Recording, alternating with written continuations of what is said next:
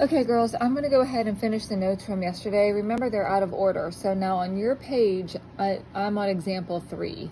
So it talks about 5% of Americans are afraid of being alone at home at night. Now your page says if 29 Americans are randomly selected, can you change that to 20 Americans? So instead of 29, change that to 20. And then we're going to find the probability that for A, exactly 5 people are afraid out of those 20 selected Americans. So I'm going to show you how to find your variables. So N is 20 because that's how many people we're interested in. X is 5 because we want to know how many are afraid out of those 20. The probability of success is 0.05 because we say 5% of Americans are afraid. And then Q is 0.95 because then if there's 5% afraid, there's 95% not afraid. So then I showed you here how to do the formula if we were going to go ahead and use that long formula from the first page of notes. But remember, you don't have to now. Now you can use that table. So using the formula, I got 0.002 as my answer. And if you use the table, you're going to get the exact same number as well. So then the next question says, okay, well, how about find if there are at most 3 people that are afraid?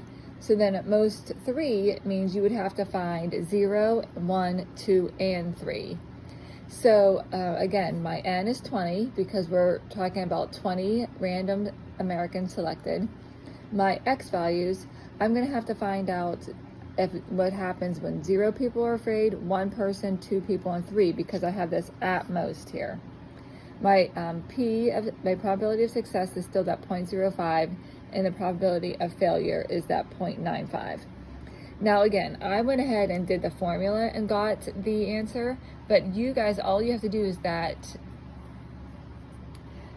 formula page in the back, use that table, and you're going to get the same answer, which is at 0.98.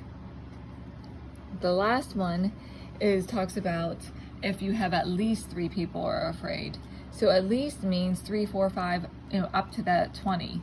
So this would be where it would start being cumbersome and where that table is very helpful.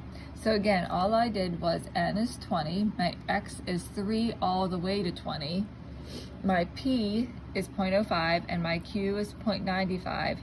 And then what I did is I found the complement.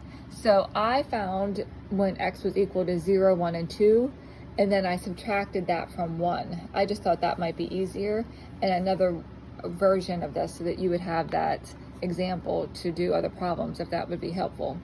So the probability of 0, 1, and 2, just using the table and adding them together, I've got 0.924. And then I went and subtracted 1 minus that 0.924, and that was going to show me if 3 people, 4 people, all the way up to 20 people were actually afraid. So let me know if you have a question on how I did that, but I just did the complement. So I found what they didn't want and then subtracted that from 1. Okay, so that is just more examples of using that table in the back of your book. And now we can go ahead. There's a next set of notes that you have. And again, I apologize that these are out of order. I'm not quite sure how that happened. But so now I'm going to talk about now the mean, variance, and standard deviation for the binomial distribution. And these are just new formulas for you to use, and they're super easy. The mean is just your N times your P.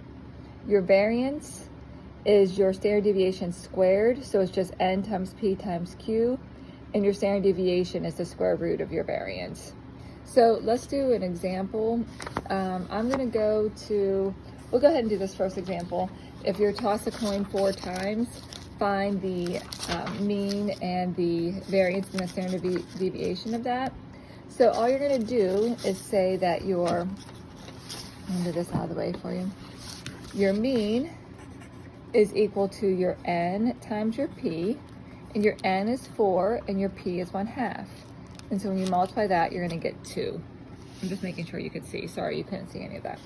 And then your variance is that standard deviation squared, and that's your N times P times Q, which is going to equal 4 times 1/2 times 1/2, which is just going to equal 1.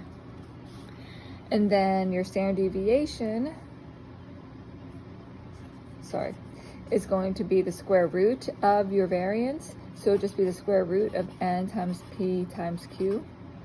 which is just going to equal the square root of 1, which still just equals 1. So very simple there. As long as you can pull out your N, P, and Q, you're able to find those ones very easily. So let's do one more example of that. The next one is if you have a die and you're going to roll it 480 times. So you're going to find the mean, variance, and standard deviation of the number of 3s that were going to be rolled. So for this one, your N is 480, your P is 1/6, and your Q then is 5/6. So remember, your P is your probability of success, your Q is your probability of failure. So you want to know if you're going to roll a number 3. So you have one option out of 6 to roll a 3. So then your failure is the 5 out of 6. I just don't want you guys to get confused on those ones. So then your mean is just your N times your P. So 480 times 1/6, which is equal to 80. And then your, I don't know why I keep doing this. Your variance is your N times P times Q, which equals 480 times 1/6 times 1/5. And that ended up being 66.67. And then your standard deviation is just the square root of that, which is then 8.16. So that's about as rough as those ones get. You have your assignment on that page, and that's fine to start working on. Remember, use your table to help you.